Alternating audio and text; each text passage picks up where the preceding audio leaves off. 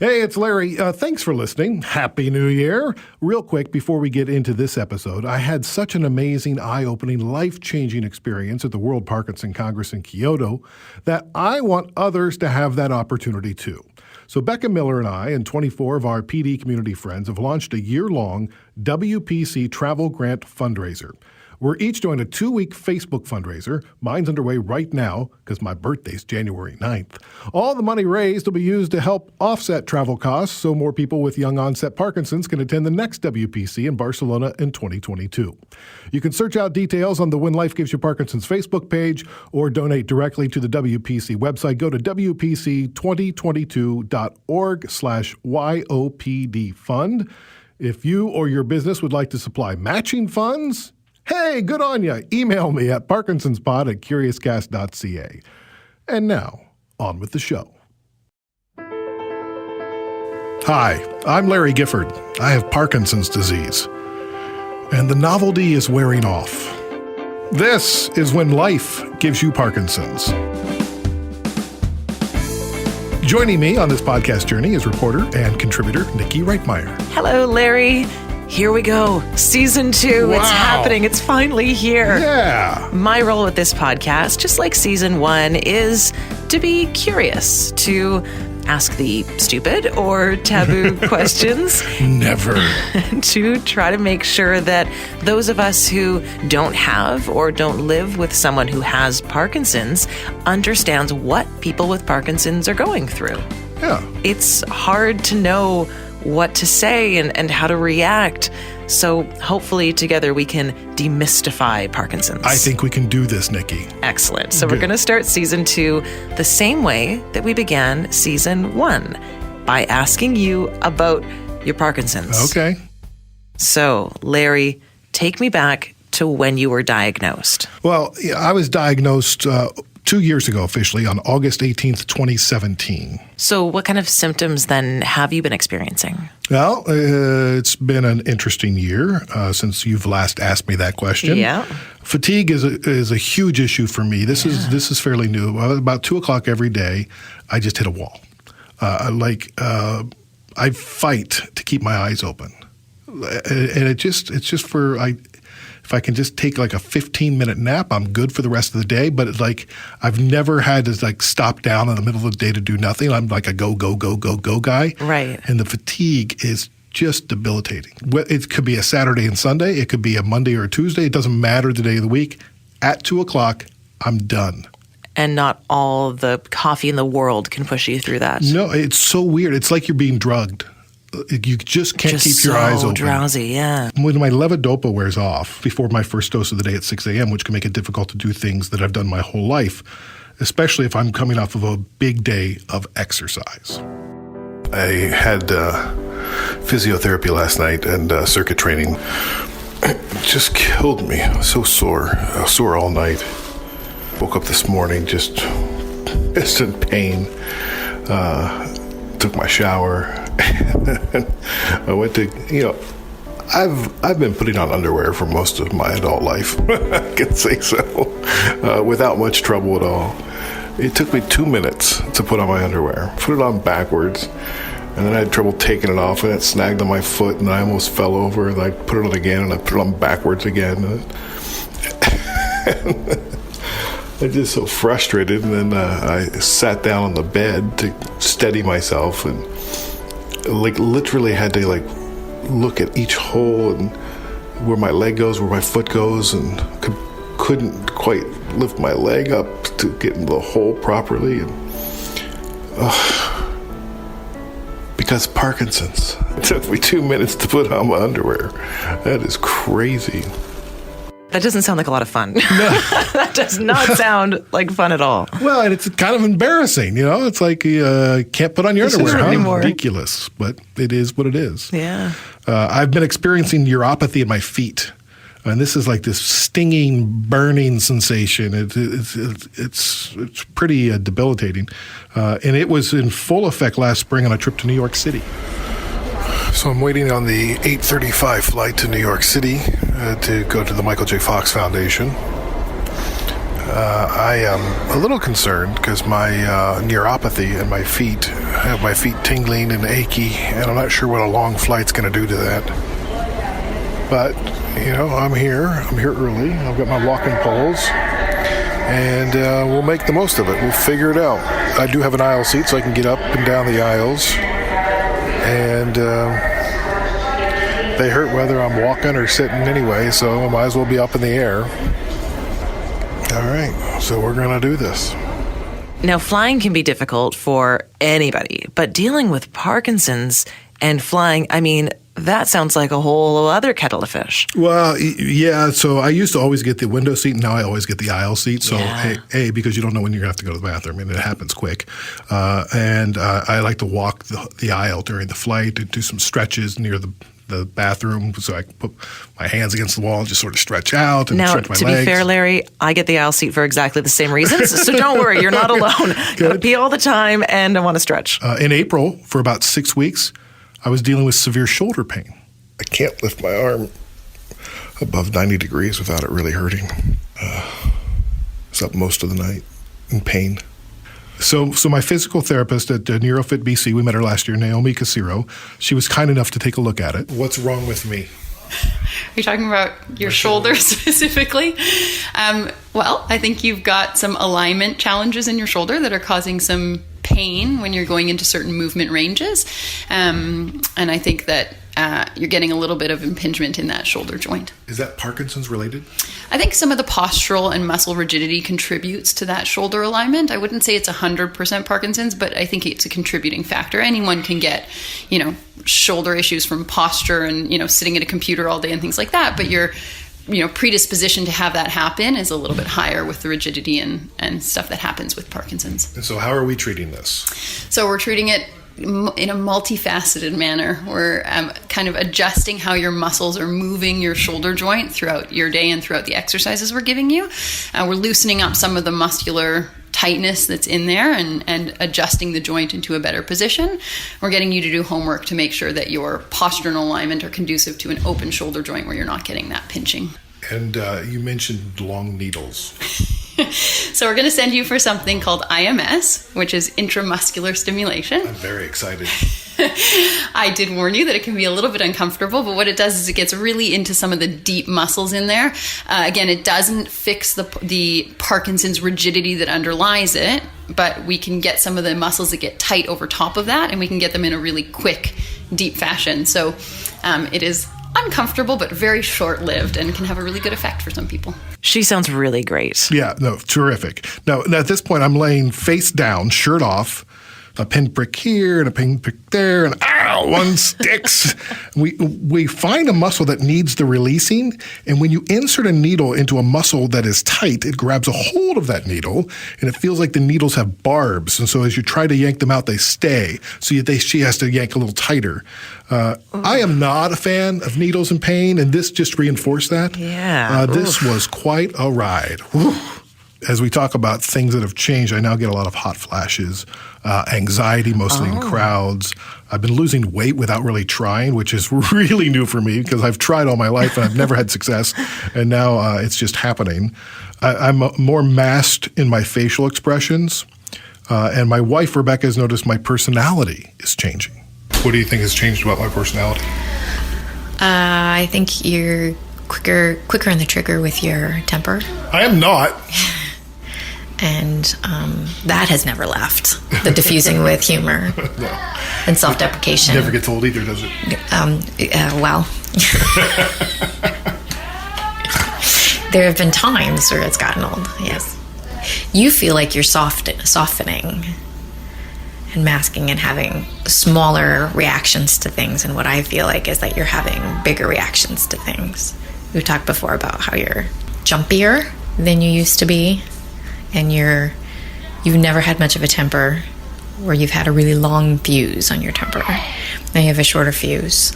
You're less easygoing than you used to be. Everything's a little, reactions to everything are just a little ratcheted up, and in some cases a lot. And that has affected parenting reactions sometimes, and reactions to traffic and being the passenger in the car. Physical reactions to, oh my gosh, she's not going to slow down for that speed bump because she doesn't see it or whatever, and like a whole body movement, like just the anxiety of that is. But I don't say anything. I don't backseat drive. I just make really big motions. Sure, and that's much better. But I'm also more emotional in general. And emotionally. Not just anger. But not every reaction is emotional either. Right. Sometimes it's just a quicker trigger on saying something or doing something when you used to kind of take a minute, take a couple of beats to really recognize what's happening and what's the best way for me to move forward here. And instead it's just kind of it feels like a little explosions. That's a really tough question for someone who cares about you to honestly answer. What's changed in my personality? And her answers, of course, were so honest, but maybe not easy to hear that, you've had bigger reactions, that you are jumpier, maybe angrier. Even like she's like, listen, I got to go run an errand. Henry is out with his friends. If he and his friends come back, be nice. It catches me off guard because I don't think of myself that way. And I have to say, though, overall, that I haven't personally experienced a quickness to anger, more frustration, those types of feelings. I haven't noticed you display those around the office, which maybe is a good thing because it means I'm not in trouble at work. So maybe that's a good thing. Well, that's good to know. And if that changes, you need to let me know. Okay, cool. Yeah. Do you know anyone else who's been experiencing personality shifts like that? It's interesting, Niki. I've chatted about it recently with some of my Parkinson's friends. So yeah. In fact, it's a real thing for Parkinson's people. My wife, Julie, sort of notices that I've become a bit more difficult and, temperamental. Paul Mayhew Archer is a writer and producer of many BBC radio and TV programs like The Vicar of Dibley and Mrs. Brown's Boys. Yeah, I know that one. Yeah, he just finished a stand-up tour titled Incurable Optimist across the UK based on his Parkinson's. Yes, I think they have a harder time of it than we do, really, to be honest. I'm definitely more grumpy and more unreasonable. We're experiencing many of the same things with our wives, and we don't even realize it. Yeah, having a spouse through all of this really does add an extra level. I think every husband and wife, every partner, they wonder at times if they're being unreasonable in their relationships. But then when you have Parkinson's, it sort of adds a new demand on the relationship as well. Well, it's hard to notice your own personality shifts. Yeah, that's very true. Another guy, Jimmy Choi, he's known in the U.S. for several appearances on American Ninja Warrior. Wow, cool. Yeah, he was diagnosed at 27 in 2003, but was in denial. He didn't seek treatments for 8 years. Wow. During this 8 years, we finally, in 2007, when Karina was born, my first child, and in 2008 and 2009, remember, she's only, 19 months at the time. And I would lose my temper and just scream at her. A little baby, a little toddler that has no idea what she did wrong. Yeah. Right. And it wasn't even such a big deal because when I think back, I would be screaming at her because she spilled apple juice or spilled milk. And I could see myself standing over her, just screaming. And just imagine a 30-something-year-old man standing over an 18-month child and just screaming at the top of my lungs. So what do you think you were really angry at that point? Oh, I was angry at myself. I was angry at my situation. I know now that was the case. I was angry because, she spilled a little juice, no big deal. But it was hard for me to clean up that juice because it took a lot of effort for me to have to clean that up. Yeah. Right. I was angry at that. And it's not because of her, really. It's because of my own inabilities to move. Yeah, it's tough. I've been there. I get my temper is much more quick since my diagnosis. It's just, and I hate it. Yeah. I used to be a real casual guy. I barely got angry at anything, and now I find that my moods can dramatically swing in a moment. Yes.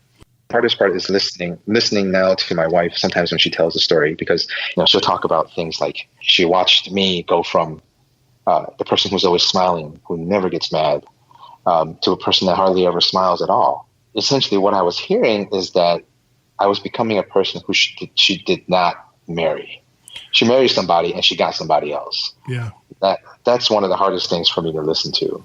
I get it, but you know what the best thing is, and I the same thing with my wife, where she's telling stories, and I'm like, oh man, I'm sorry that I put you in that position, but both of our wives are still there.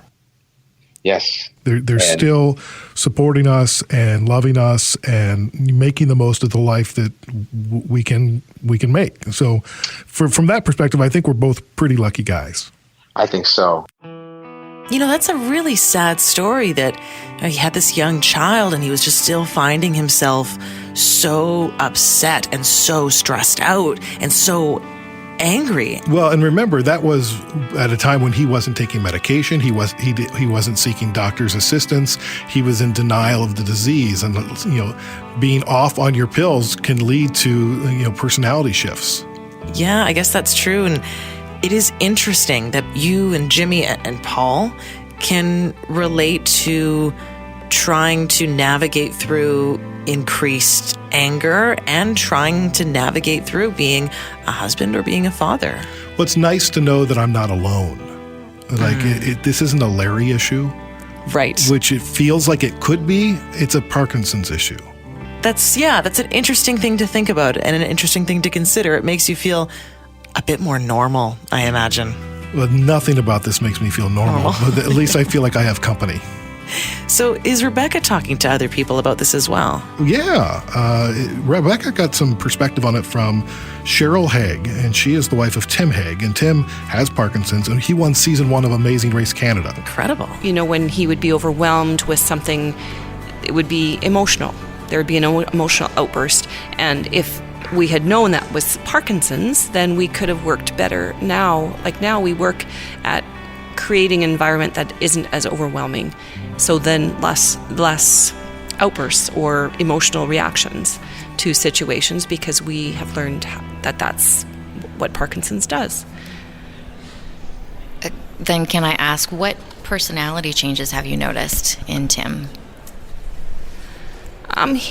He's more anxious about things, more sensitive towards situations also, I would say. Other than that, his basic personality is the same, but it just becomes maybe a little bit more intense in some areas. So his reactions to the world are different, even though his core personality and core soul existence is the same. I'm noticing that in Larry as well, where his essence is, his bright, beautiful soul is still the same, but his reactions to the world, how he takes information in and how he processes it, and that is a lot more on edge. When we got married and when we were dating, he was the most relaxed person in the world, and he was completely unflappable. And noticing that even travel, getting through the day, reacting to our son, reacting to stimuli, a lot more sensitive and a bit more anxious. It sounds like it takes a lot of work. It takes a lot of patience. It takes a lot of understanding to be the spouse of someone who has Parkinson's. Well, and you heard Cheryl talking about trying to find balance and trying to put them in the right positions, the right situations, and the right, you want to prepare so moods aren't so shifting back and forth so rapidly. And I've been doing some reading, and personality changes for people in Parkinson's is not uncommon. And it can be brought on by a lot of different things, increased fears and loss of control of one's life, like Jimmy said. Right. Medication side effects, depression, pain, anxiety, fatigue. I've got all those things. Yeah. And missed or incorrect dosages of medication. And that is a problem for both Paul and myself. And we realized that during our discussion. I'm getting worse at actually taking my tablets. I don't know why. I just sometimes I think, no, should take my tablets now. And I can't really be bothered sometimes. It's I'd have to go downstairs to get them, and I don't know what it is. It's very, very peculiar because they clearly help.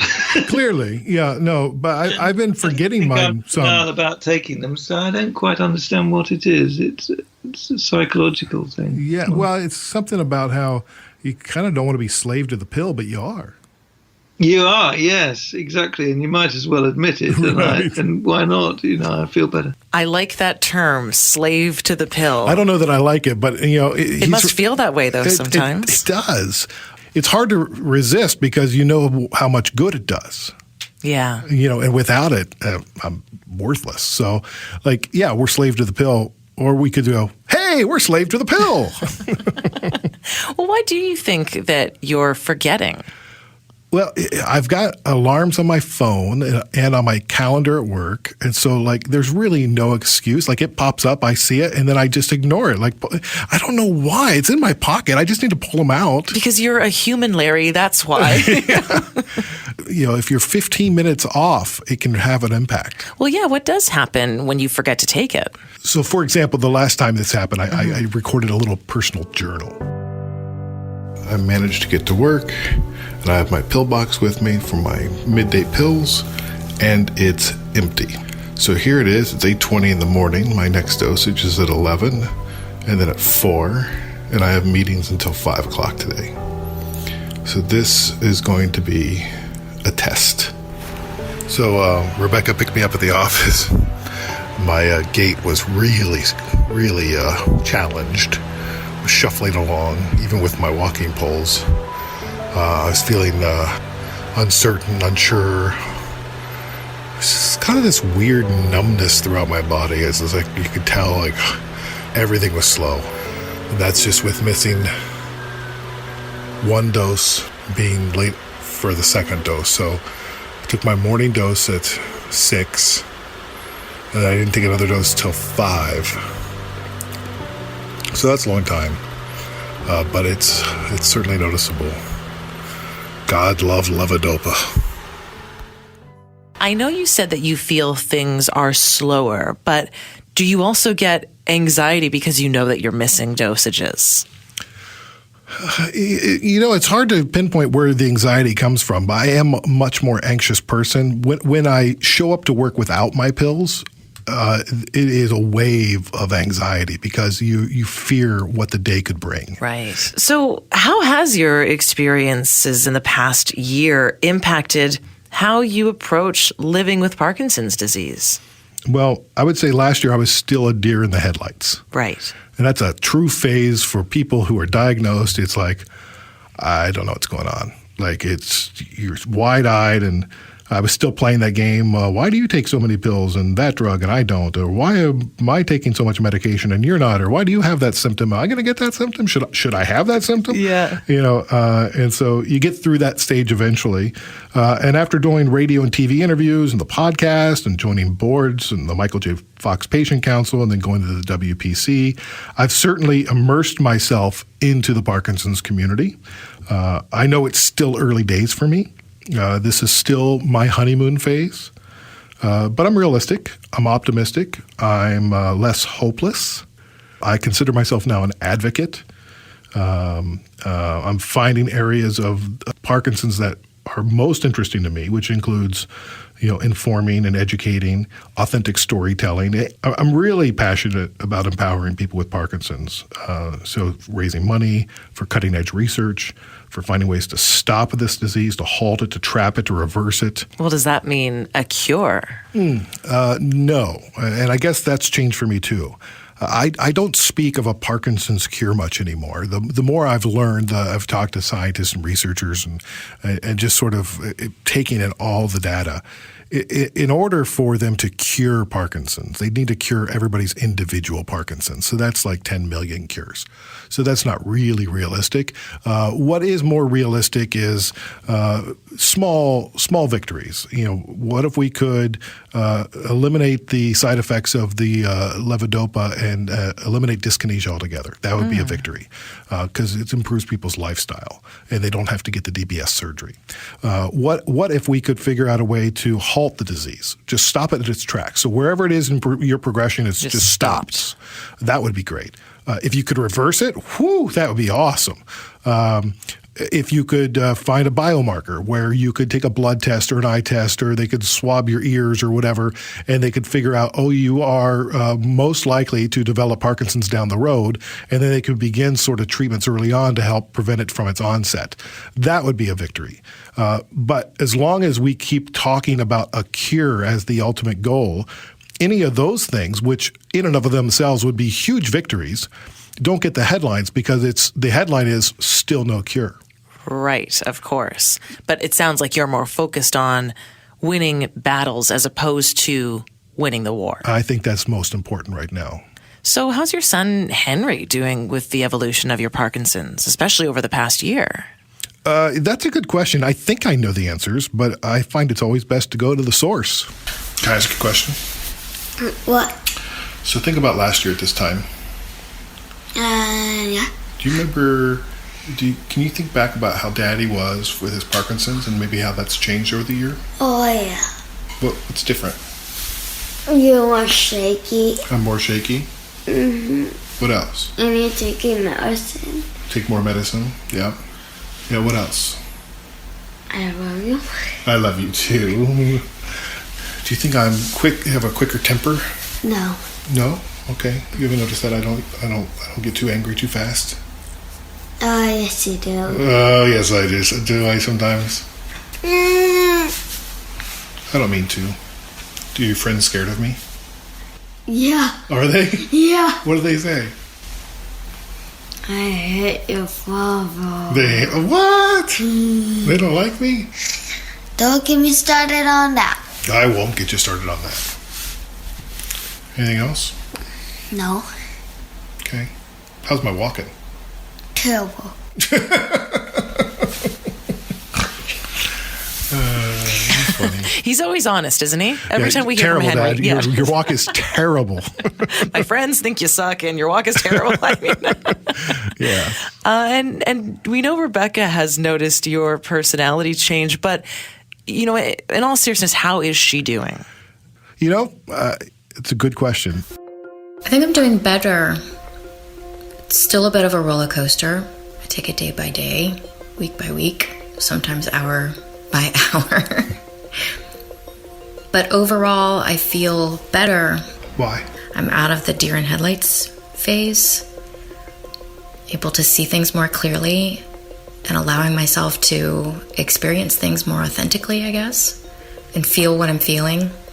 I feel like I'm better able to have what's happening, what's actually happening with you and the Parkinson's, with me and with Henry, with our family. I'm better able to just kind of be with what is. And that's allowed me to really be appreciative and grateful for the opportunities and the lessons that this has brought to our family. We get to meet a bunch of beautiful people from the community. We've learned a lot about ourselves and our relationship and our family. We got to go to the World Parkinson Congress and go to Japan and experience all of that. It was wonderful. And we get to do this podcast. And all of these things have, about a year ago, were things that we should probably do. And now I have genuine enthusiasm. It's something that I get to do. And that's pretty cool. I also think that you've been more conscious about self-care. Yes, I have, especially this summer. I've gotten more time to write, meditate, relax, hike. Been exercising every day, get massages, get my hair done, just think about what I want to do. And I'm still busy every day, but it's by choice. It's things that I want to do. I'm working on a couple of what I consider important projects of my own, and some have to do with Parkinson's, some don't, but they're very creative projects and they come from me. It's my story, my ideas. It's my choice to do them. And that's been very helpful. Paul, earlier in the podcast, mentioned how he thinks our wives probably take the brunt of this disease.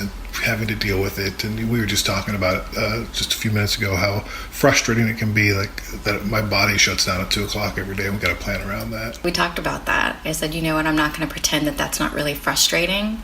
I love you, and it's okay, and I get it, and it's more frustrating for you than it is for me. I understand. We're going to work through it, and I'm sorry that you're dealing with it, and I'm sorry I'm dealing with it, and I'm sorry Henry's dealing with it, and there it is. There it is. Well, and in the last year, you've taken on 99% of the driving, and 99% of the shopping, and 99% of the cooking, and that's different. It's change. It is. So last year, first episode, we talked about where you were with the Parkinson's. Last year, I said it was a frenemy. Where are you in having Parkinson's in your body and in your life? I feel like I have more havingness for it, but I'm not having it 100%. Right. It controls me more than I control it. And I'm doing what I can to reverse that with more exercise and being more mindful of what I eat, and trying to do the right things in taking my pills on time, and like just trying to find what it is that I can do physically, spiritually, emotionally, mentally. But it's just like the disease. It's kind of my relationship with it is kind of day to day. I would imagine, and I've been in a place where I've dealt with significant disease, life-threatening disease. And back then, I felt I never liked the fight analogies. At the same time, there was also a mentality, and I remember this really clearly. It was like, oh, but if I stop resisting it and stop fighting it, then it will take over. And then I'm just a toy. I'm just a plaything for the disease, and then in my case, ultimately I'll die. As a frenemy, if you look at that, friend comes first, enemy comes second. You make friends with your enemy in order to better understand it and your disposition and where you're going with it. But I don't think I could ever come to peace with it. In this episode, we talked about how Larry's personality is changing. Now, this is not uncommon, and it can lead to even more aggressive behavior. Our partners at Parkinson Canada suggested the following. When aggressive behavior occurs, stay calm. Review the PD medication schedule to see if a dose has been missed or taken incorrectly. Give the person space to cool down. Try to leave about 5 feet between you. Ask what's troubling the person so you can identify the cause of the emotion and the behavior. Listen to the person. Resist arguing or being confrontational, but provide reassurance. For example, you could say something like, I know it's really frustrating when you can't control what's happening. And when you do speak with them, speak slowly and in a clear, confident, and reassuring voice. Raising your voice may just escalate the situation. Redirect the person to focus away from the issue that's causing their aggression. Offer instead to take a walk or do a calming activity together. But if your safety is threatened, make sure that you leave the situation and return after a few minutes. Next time on When Life Gives You Parkinson's. Why is there a Cinemet shortage? This is a joke. There was no meds out there. There was no cinema out there, just generic brands. And I'm pissed. I mean, they say laughter is the best medicine, and, it's rubbish, because in my case, Cinemet is the best medicine. In an email to Global News, Merck would only say it's experiencing supply constraints worldwide, and they've received an increase in orders far exceeding their forecast. So are they redesigning the drug, or are they just using a different manufacturer? No, so it's just a change of manufacture. Couldn't they have planned this out so there wasn't sort of the hole in the market? Well, that's the $1,000 question, to be honest. How big of a deal is it? I remember sitting at the bench with the medicine. I said, this is the first time I'm going to take it, and I am never going to stop needing medicine. From a personal perspective, I can say that I started on a yellow oval Cinemet, got swapped to a round version of Cinemet that frankly didn't work. So I took it over at Christmas, and we went out to a friend's for dinner, and I couldn't cut my steak, and when everyone else went to the lounge, I just lay on the kitchen floor. This is When Life Gives You Parkinson's, a Curious Cast podcast. Our presenting partner is Parkinson Canada, parkinson.ca. This year, we're proud to recognize content and promotional partners from other countries, too. In the UK, we're proud to have Spotlight YOPD on our team, the only organization in the world with the singular focus of raising awareness of young onset Parkinson's disease. You can find them at spotlightyopd.org. And in the United States, Parkinson's IQ Plus U. This is a free series of Parkinson's events from the Michael J. Fox Foundation that will be occurring in cities across the United States in 2019 and 2020, which I am hosting. And the podcast will be highlighting the events through the extra dosage episodes. So go to michaeljfox.org/PDIQ to register. And thank you for listening. Please take a moment to subscribe to this podcast on Apple Podcasts, Spotify, CastBox, or wherever you listen to podcasts. And while you're there, give the show a rating and feel free to comment. You can also engage with us on social media. It's at Parkinson's Pod on Facebook, Twitter, and Instagram. Or email parkinsonspod@curiouscast.ca. We would also like you to add your voice to the podcast like Jim and Emma did. Hi, my name is Jim Redmond. I would say in the past year, my Parkinson's has progressed a little bit further than it was a year ago today. I take a few more pills every day and every week that I took a year ago at this time. I think everything progresses as it goes along. So the Parkinson's, yeah, for sure, has moved a little bit, but so is my effectiveness in dealing with it. So as long as that stays ahead of the symptoms, I think everything's going to be okay. Hi, my name's Emma Kiriakou. I'm 41. I live on the Kapiti Coast in New Zealand with my husband and my 3 kids. I have early onset Parkinson's disease. Symptoms started for me when I was about 29, but I was originally diagnosed in 2011 with focal dystonia in my foot. That is so cool, and I can't wait to hear more throughout the season. Okay, so to record your message, go to speakpipe.com/When Life Gives You Parkinson's. And now, Larry, I've waited all summer to say this. Keep positive. Keep exercising. Keep listening. We'll talk to you next time.